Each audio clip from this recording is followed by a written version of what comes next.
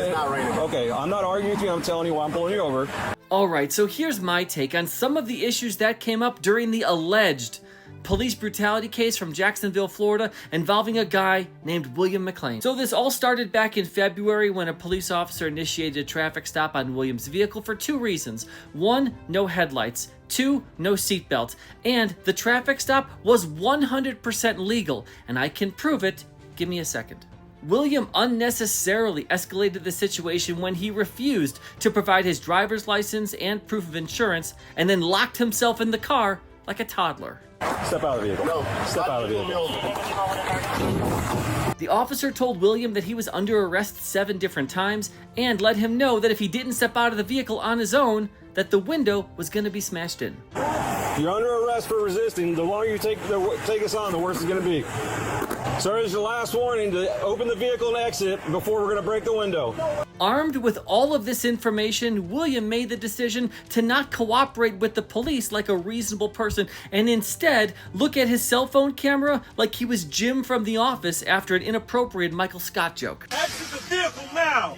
Exit the... The officer then made good on his promise and bashed out the window sovereign citizen style. This was completely reasonable. William gave the police no choice. The officer then punched William in the face while he was seated in the car.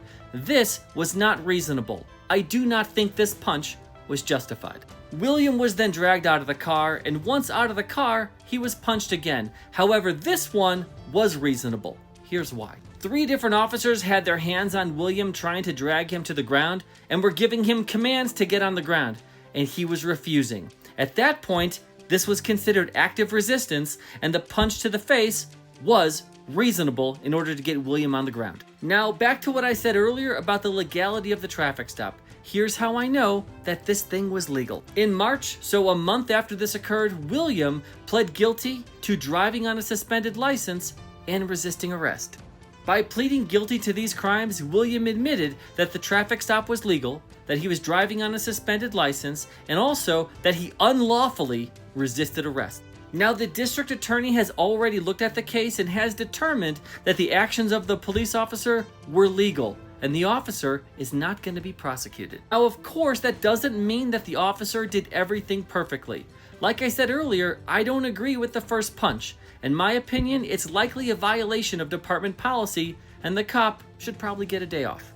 Now, while you're sitting there feeling bad for William, just know this is exactly what he wanted.